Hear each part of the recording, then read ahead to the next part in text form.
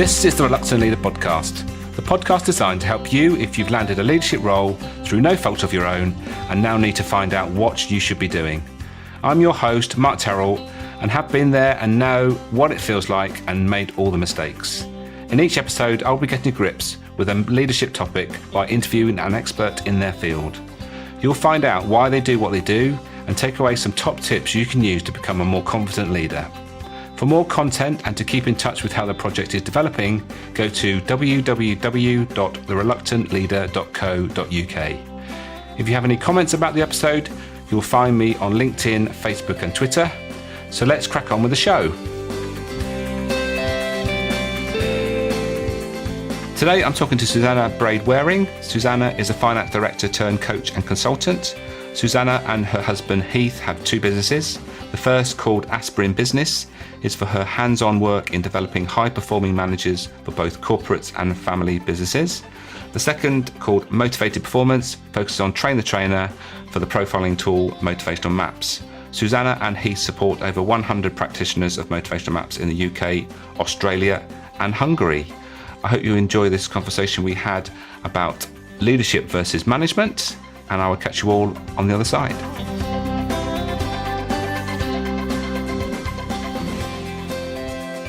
So Susannah, welcome to the Reluctant Leader podcast. Thank you. Before we get into the subject, which is we're going to talk about the difference between leadership and management today, I think it'd be interesting for us all to hear of why you do what you do and what was the pivotal moment that took you down this route. For me, the two things obviously are intertwined. I used to be a finance director, and now I'm a coach and consultant, so I'm quite an odd mix, really. But it really came from that pivotal moment when I was implementing what I knew and was a great set of financial controls, and I knew they could have a massive impact on the bottom line of the organisation. And I spent a lot of time myself and with my team developing up this system, but very, very little time actually engaging the people whose input would be crucially important, which was the project managers. And I realised at that point it didn't matter how good I was or how good I believed I was, if I didn't actually want to know what other people thought, what their ideas were, what their concerns were, why they were behaving in the way they behaved, and ultimately how to co-create. And I realised that if I wanted to make the impact and the difference that I wanted to make, I had to embrace this kind of dark art.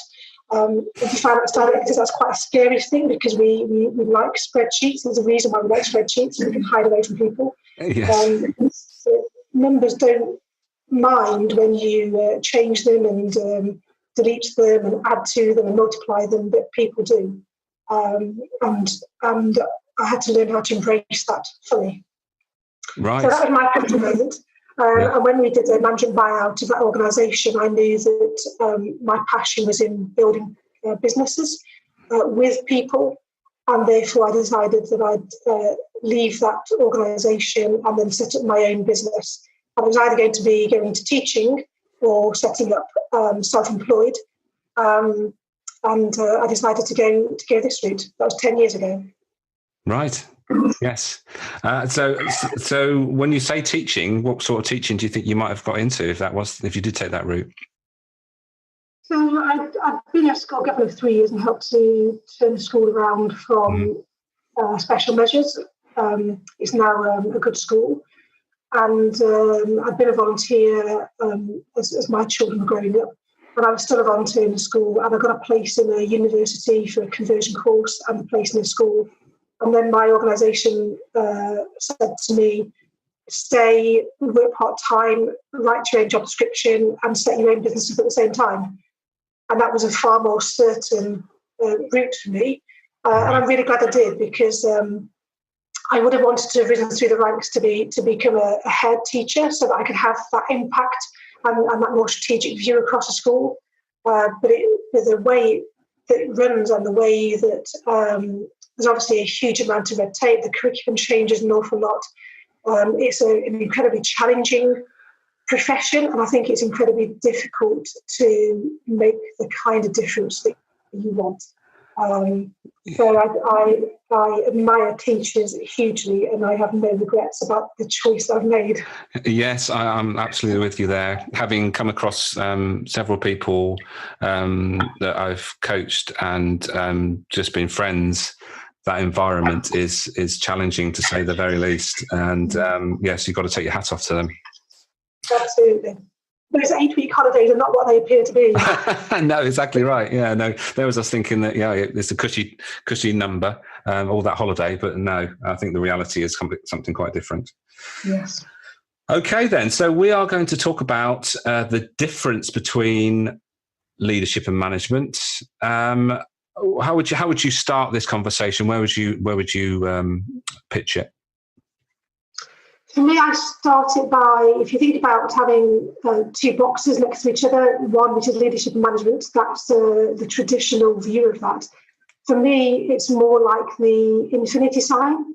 So if you get that sort of number 8 and flip it on its side, but actually it's more like a continuum. And people, regardless of their job titles, people need to move up and down this continuum. Sometimes they're working more on the detail, which is traditionally more the management side, and sometimes they're working more on the strategy and the change, which is more the leadership side. And so for me, there's a continuum between leading and managing. And then just to throw a curveball in, there's also another leaf, as it were, which comes out the top or the bottom of that, whichever you prefer, which actually is around self-managing teams, which is also known as teaming. Right. Okay. Teaming. We can talk about that. It's not something I've come across up until now, so that'd be interesting to talk about. Okay, so I always have a quick Google around when we talk about a topic before we have a conversation.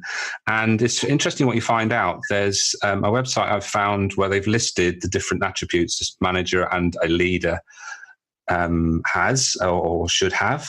And the typical things that I'm looking at is things like long-term and short-term views, being leaders having a long-term view, managers having a short-term view. Managers leading with the head, and leaders leading with the heart, and managers telling and leaders selling, which is an interesting one, actually. Have you got any others to add to that sort of list? Yeah, I completely agree with all of those things. Leaders work on the business, managers work in the business, leaders are proactive. So for me, the leader is looking up and outwards away from the business at what challenges and opportunities are coming over the horizon, and therefore where to position their organisation. They're looking long term, and this is why they are more proactive. Managers need to focus inside the business. So if you picture leading a manager, they can pretty much stand back to back. One looking outwards, one looking inwards, and that communication and interface between them is crucial. And so therefore managers have to be focusing on delivering today's performance. So it's very much more about tasks and KPIs, but of course it's also about delivering those tasks with your people. So you're doing it with them, not to them.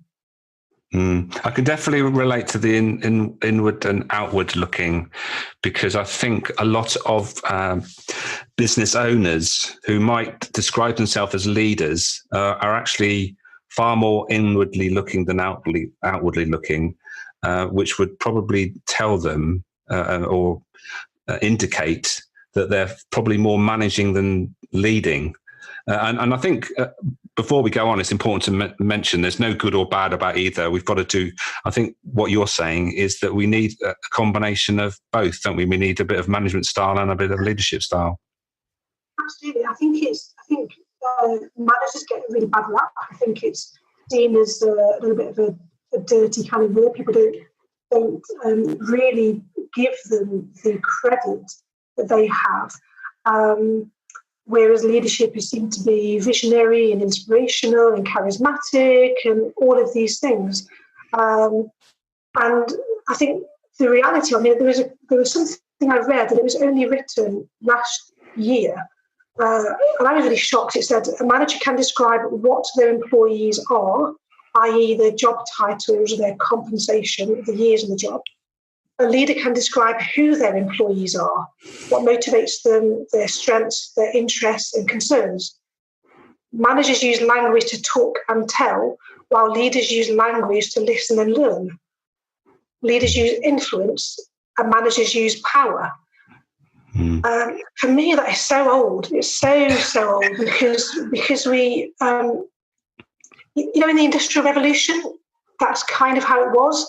The Industrial Revolution brought people together because we had all these machines, and the machines operated them on these 24-hour kind of systems, and people literally fitted themselves and their lives around it. And that's what formed all of our current kind of thinking and methodology and mindsets. And of course, that has completely changed, but our mindsets haven't caught up with that. So people used to accept that their managers would tell them what needed to do, and they didn't need to think for themselves. But that is completely different now. The role of the manager, I think, has completely changed, and I think of them as very much a squashed role, because they have the expectations of their leaders, their managers above them. They have the expectations of customers, which are changing and ever demanding to meet with, and they have the expectations of their employees, their team, which are ever changing and ever more demanding to deal with. So they're very squashed. They have to deal with all of this. And employees, don't. They want clarification. They want clear expectations, and they want some real clarity around actually what does good look like and when. But they also want to be encouraged and listened to and valued and supported and empowered. And that's what managers do. Look, and what you described there is that managers can quite often, if they've got maybe a board of directors above them and also a shop floor below them, they can very, very quickly feel that they're trapped, almost like stuck between a rock and a hard place. But what we're talking about here is actually embracing that managers are needed, but knowing or talking about what they can also do to empower themselves to become more leadership focused, because we don't have to be in charge to be a leader, let's face it. Absolutely. And I think we have to delegate a lot more of the decision making lower down, because of these changing demands, there's more technology, there's more global markets, it's a more challenging environment, it's more challenging to be able to find quality talent nowadays. Managers have to be able to adapt on the fly, as it were, but they're having to think about how they're going to do this to implement change, and at the same time they're having to deliver on today's performance and meeting today's objectives, and that's enormously difficult. The result of that, of course, is that leaders then get sucked down into the detail, which then means that they're having to either step in and sort things out, literally in terms of the hands-on, or they're having to sort of put more kind of processes and rules and all sorts of other things in place. But it means that they're then not able to pay the same amount of attention to looking outside of the business, and are potentially missing these opportunities and challenges.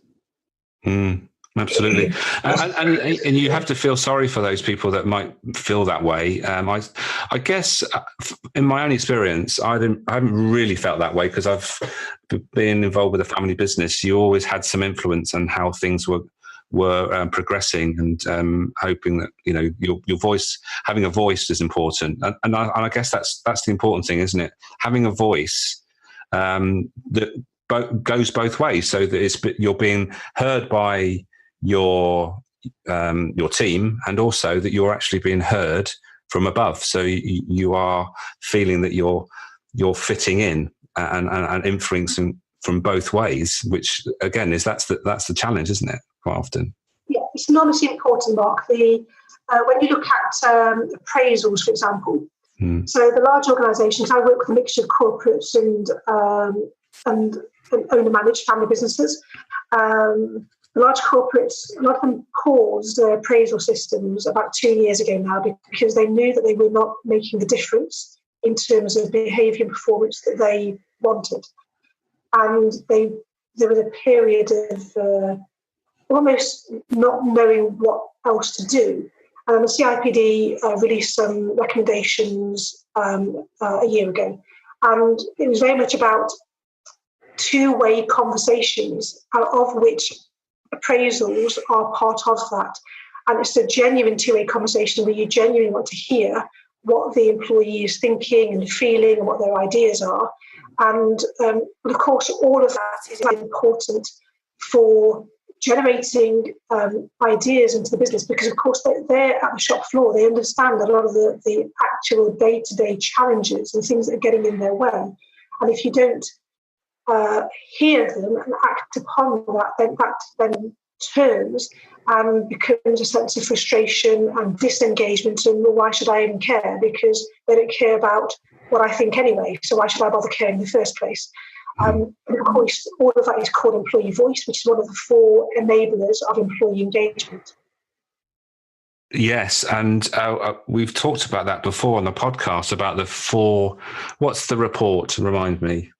What's the? So I think Steve James would have talked about the Engage for Success organisation, which was set up at the behest of the UK government to identify kind of best practice, and then almost backwards engineer it to see what are they doing, and then we can start to copy those same kind of tactics and strategies. Yes, and we're going back to what is a common discussion around having not only a business vision and a why, but actually within that business, it's having a why for each team as well, isn't it? It's knitting all those whys and together so that everyone has their individual responsibility, but actually are aware of the actual goals and vision of the overall business as well. Yeah, that's exactly right. And you and I both share a common tool in motivational maps, and we know that all the people mapped by motivational maps organisation, about 80% of those are motivated by the search motivator, which is that wanting, needing to have purpose in their lives to be able to make a difference. So it's really important that we help people to see how they are contributing and how their contribution makes a difference, not just today, but to their colleagues, to their customers, to the overall success of the organisation.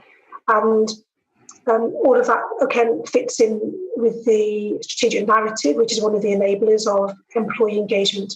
And I think it's a really easy thing to do, because certainly as a finance director, I manage my team, and we had our own mission. And we could always go back to what is our mission, and that really helps with clarifying, are we on track here, or are we starting to get distracted? Are we actually delivering value? And I think that in the same way that you see large organisations struggle nowadays because they get unwieldy compared to new startups which are lean and agile, you have to be able to demonstrate your value as an organisation or as a team. And you must always be managing yourselves to go, are we delivering best value as a team, regardless of whether you're employed or not? Yeah, and that's so important, isn't it? And I was just going to just stop you there, because obviously you've done some work with some very large organisations, and do you think there's much difference between a large organisation and a family or a SME type business? What do you see as the differences? There's obviously differences which you sort of covered a little bit already. There are huge differences. I really struggled to identify why I work with corporates and small family businesses. And it's not about the size, it's not about the location, it's not about the industry, it's about shared values. Mm-hmm. And so for me, it's about they're ambitious because they want to achieve things that they want to improve, and they're big-hearted because they genuinely care about their customers and their employees. And so I'm fortunate that obviously the corporates and the organisations that I work with share these. So I have I guess, a limited view in that kind of. I'm sure that's not by accident, though, Susannah. No, it's not by design, because you can't bring your best if you don't share values with your clients. Yes. And so large organisations, brilliant, because of course they have the scale and the impact, but everything is very slow because they have to be able to deliver it consistently across the organisation. They have a number of initiatives which conflict, and it's difficult to really be able to implement and embed things. And of course, they're also spread geographically over a very large area, whereas the smaller family businesses are much more agile, much more kind of responsive. But of course, you also have a lot of that, which is also part of the big hearted, is they want to kind of look after people who've been there a long time. And I think that's enormously difficult, because sometimes the people who've got you to where you are not the right people to get you to where you need to go to, particularly with the increasing dependence on technology and speed and change. And you want to be able to do that ethically and morally right, so that it's you give them every opportunity, and you help them also decide, is this journey actually what you want to be part of? So it brings up lots of different aspects. Yeah, and I think from my experience, and I'm assuming yours is similar, is that when you've got someone that's in a management or leadership position, one of the biggest challenges they have is that they know they got to manage, and whether they want to manage or not is another thing. But they also realise that a lot of people want some freedom, so they've got this a little bit of a tricky situation as to how much do they manage and how much do they give freedom, and is that something you've come across? Of course, it's spirit is one of the top motivators of SME business owners. It's very often the reason why they got out of corporate, because they want that freedom to do things in their own way and to do what they want to do. And it's one of the most challenging motivators, but I also love it because spirits have got sort of real fire about them. They bring their own passion, and if you can align that passion, then actually they can be fantastic, because they want to. You don't have to get on their back. You don't have to chase them. What you do need to do is put the spade work in very early on to make sure that you've got real clarity and real shared understanding around what we're trying to achieve here. What's our purpose? What does good look like, in all sorts of ways, and including how we talk to our clients, and then just keeping a regular conversation going on. But then they'll just crack on with things, and they'll also bring in almost some lateral thinking. So they're bringing kind of new ideas. And as you know, I work with my husband. He's got spirit. So just explain for those that aren't familiar with motivational maps terminology. Just explain what a spirit is, just so that we don't lose anybody. My motivators, it fits alongside Maslow's hierarchy. The searcher that I referred to earlier, the spirit, are amongst the blue growth motivators. So they're all about moving forwards and innovation and bringing in change. So they're always those forward-looking motivators. And again, there's no ones that are better or worse. It's just understanding the differences and how to tap into those. So Heath and I will bring different things in, and Heath will quite often bring a curveball in, and I have to just take a breath and get my hands up, and this could be a fantastic opportunity.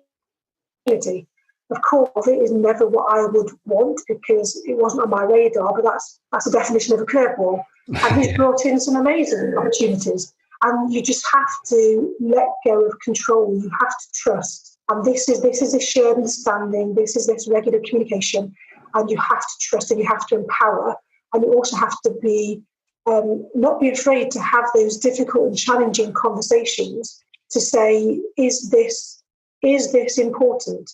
Is this shared goal, more important than this argument over this minor thing here? And if it is, we have to find a way forward. Yeah, and that's interesting because I was just looking down this list again that I found on when I googled this leadership versus management thing, and one of the things is they list subjects as direction. Managers stick to the existing road, whereas leaders look for new roads, which is interesting. Exactly what we're talking about here, isn't it? And I'm there's no good. There's no good or bad about this, but if we set a direction or a vision, and we set along a path, a road, or whatever we're going to, I suppose, if your management, if you're more management than leadership, I suppose you think, well, we've set a direction, we've got to get there now. Whereas I guess when your style is more leadership, is actually, well, we've started down this road, but when we come to the fork in the road, we've got to decide which fork we take, because we know that this road isn't going to be just one straight road, because it's going to be quite windy along the way. So it's actually flexing either that management or that leadership style at the right time, isn't it? Absolutely. So it's really important that we have both sets of interests and talents to go alongside that, regardless of the role, and we set aside time to do both of those things. So you're right, the leader should be focusing on that effectiveness. So are we doing the right thing? So they should be looking for that fork in the road, and they should be creating forks in the road and actually going, what's the best way of achieving this? And regularly stepping back and taking stock of what's working well and what's not. But I said, and also looking at competitors, looking at the clients, looking at changing needs and how we might address those. Managers are paid to deliver today's performance, and that's really important. Mm-hmm. But at the same time, they need to be problem solvers, so they should always be looking for more ways to increase efficiency and to be real problem solvers. So again, they need time to be able to step back from the day to day and go, hang on a second, is there a more efficient way that we can be doing this? And that's how they start to develop sort of the problem solving and innovation skills that will enable them to become leaders. Yeah, that's well put, and it all makes you think a bit differently, doesn't it? When you, like I say, I've never really looked into the difference, but I know there obviously is a difference.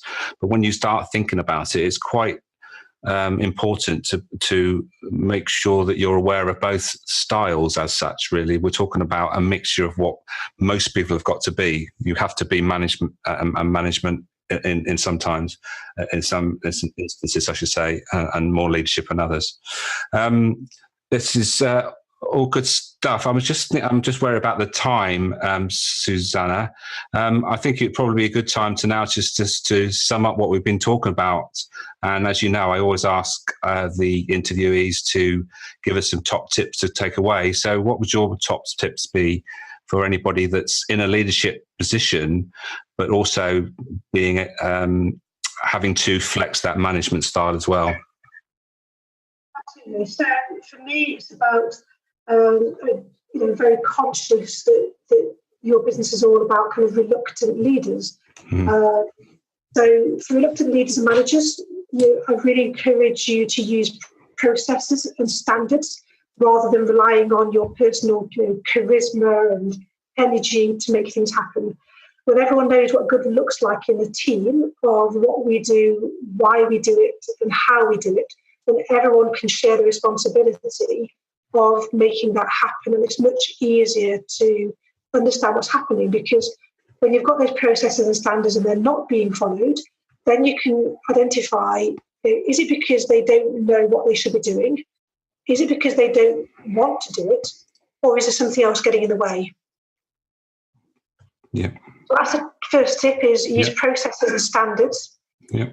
The second one is get interested in your team and pay them attention. So we know the number one driver of employee engagement is the engaging manager, somebody who genuinely understands them, cares for them, and enables and empowers them to bring their best performance. So all of that results in people wanting to do their best. It results in increased productivity. increased innovation, increased net promoter scores, increased employee retention. And that's massively key right now because it's very difficult, as you said, to recruit talent. So you've got to make sure that actually you invest in keeping and growing the talent that you have.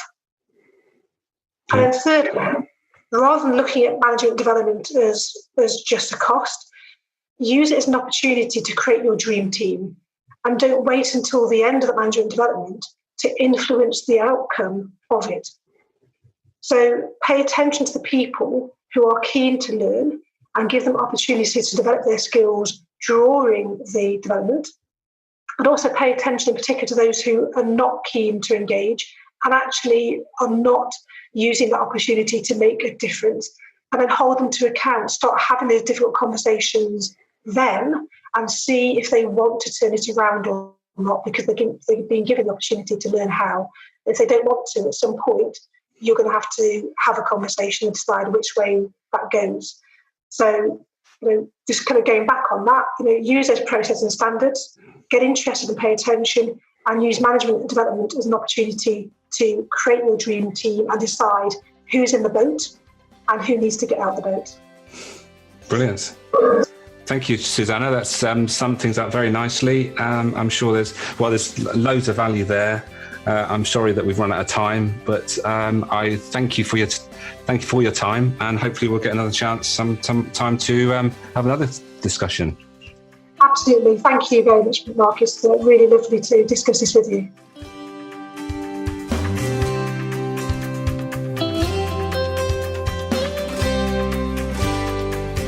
Thank you for listening to this episode. If you enjoyed it, please take a moment to leave a review. Don't forget to check out the Reluctant Leader project at www.thereluctantleader.co.uk. Make a note to start, stop or continue doing whatever struck a chord in this episode. And until next time, be the best you can be.